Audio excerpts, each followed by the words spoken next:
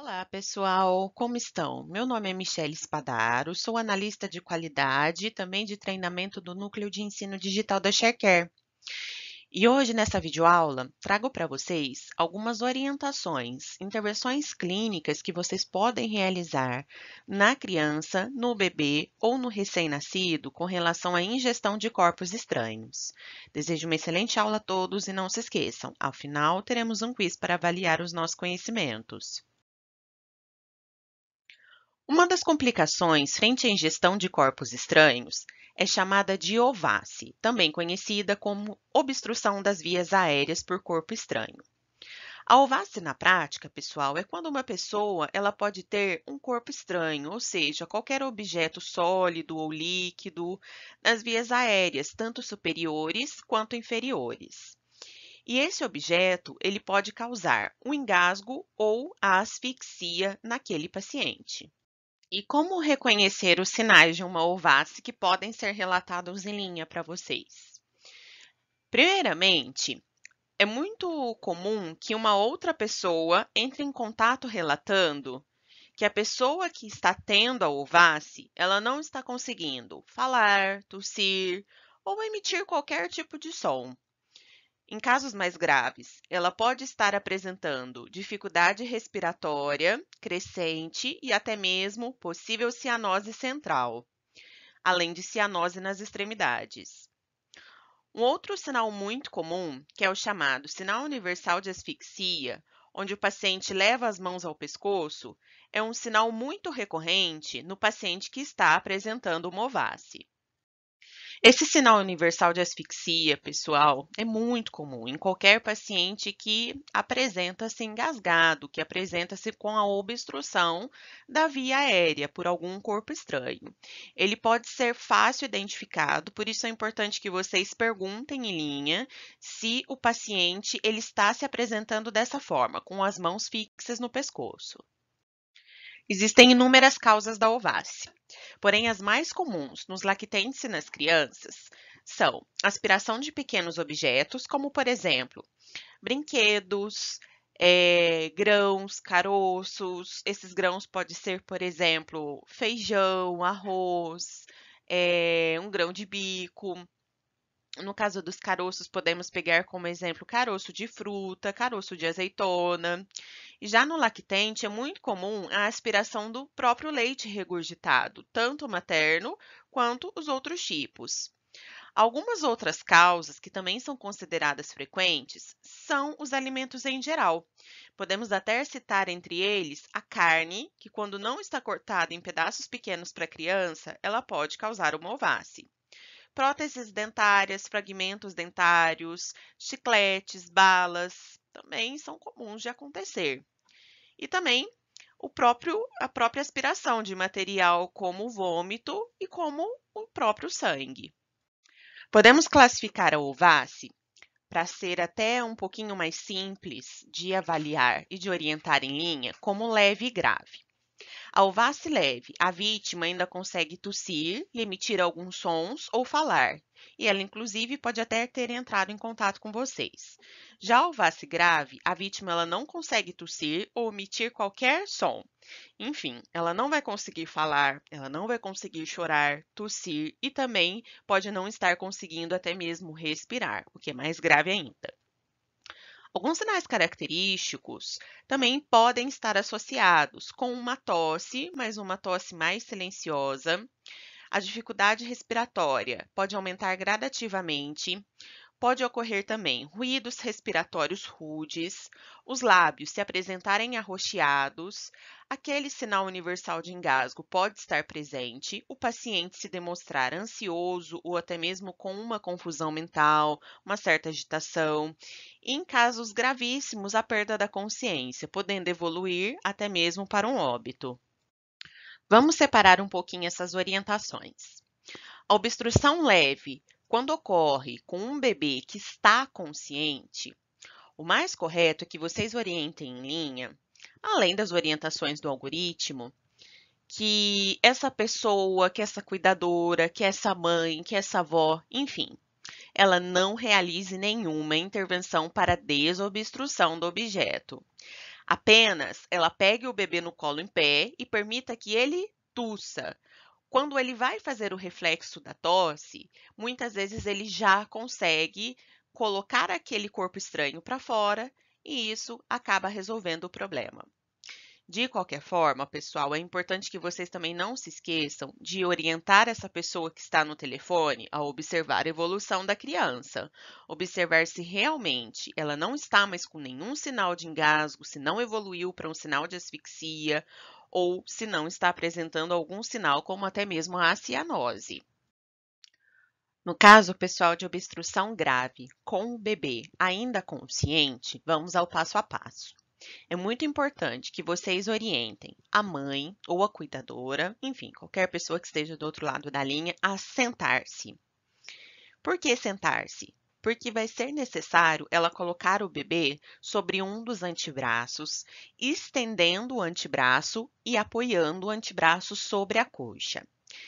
É também importante que ela posicione a mão próxima ao queixo do bebê, com os dedos próximos às clavículas e à fúrcula do bebê. Após isso, essa pessoa irá precisar realizar uma inclinação de maneira que a cabeça do bebê fique em nível inferior aos membros, realizar 5 golpes com a região hipotenar das mãos entre as escápulas do bebê, virar o bebê e realizar 5 compressões torácicas na região intermamilar, linha intermamilar. O procedimento ele deve ser repetido até que o bebê tenha, então, o corpo estranho fora do seu organismo. No próximo slide, observem as fotos da posição em que a mãe ou que a cuidadora deve estar para realizar todo esse passo a passo descrito.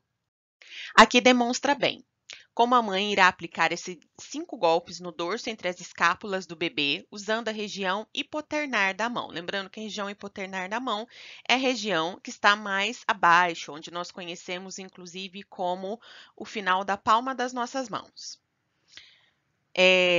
Já o procedimento de virar o bebê e aplicar as 5 compressões torácicas rápidas sobre o externo, ela deve ser com a ponta dos dedos. Isso vai auxiliar com que não ocorra nenhuma fratura de costela nessa criança.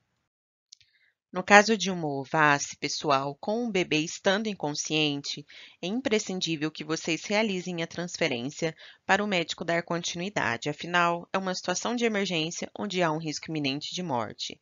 Mas a nível de conhecimento, as manobras no bebê inconsciente, elas devem ocorrer com o bebê em decúbito dorsal, realizando a abertura das vias aéreas, iniciando a RCP e antes de oferecer as ventilações, deve também ser inspecionado o interior da boca desse bebê, removendo até mesmo o corpo estranho, caso ele esteja visível. O RCP deve ser mantido, caso necessário também. Vamos falar um pouquinho agora sobre a manobra de Heimlich, muito utilizada nas crianças com mais de 2 anos e também nos adultos e nas gestantes. A manobra de Heimlich ela é uma técnica mundialmente conhecida de primeiros socorros, utilizada em casos de emergência quando há um engasgamento total. A nível de curiosidade, ela foi realizada nos Estados Unidos no ano de 1973 pelo médico Henry Heimlich, por isso ela tem esse nome denominada de manobra de Heimlich. A manobra de Heimlich, pessoal, só deve ser indicada e utilizada em caso de obstrução total das vias aéreas, onde as vias aéreas ficam impedidas completamente de mandar fluxo de ar para o pulmão da vítima, de modo que as trocas gasosas elas fiquem prejudicadas. Em caso de obstrução parcial das vias aéreas, ela não deve ser indicada, apenas as orientações que foram relatadas anteriormente nos slides. Atenção! A criança com menos de 1 ano de idade não pode receber a manobra de Heimlich. Isso é uma contraindicação absoluta. Outras contraindicações relativas são as crianças com menos de 20 quilos, que geralmente têm menos de 5 anos, ou seja, uma criança com menos de 20 quilos, ela deve receber apenas compressões de pressão moderada e percussão nas costas, e não a manobra de Heimlich, para não ocorrer eventuais agravos. Então, vamos lá. Como orientar em linha uma manobra de Heimlich na criança com mais de 2 anos, no adolescente, no adulto ou até mesmo na gestante? O primeiro passo é que você oriente a pessoa que está na linha a posicionar-se atrás da vítima que está com engasgamento ou com obstrução total das vias aéreas. Após posicionar-se atrás da vítima, é importante que ela segure o tórax da vítima com os 2 braços. Feche uma mão em punho e encoste no abdômen da vítima acima do umbigo.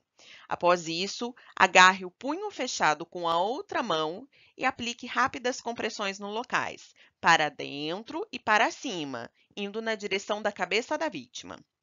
Essa manobra, ela deve ser realizada e continuada até com que o corpo estranho ele seja expelido pela vítima.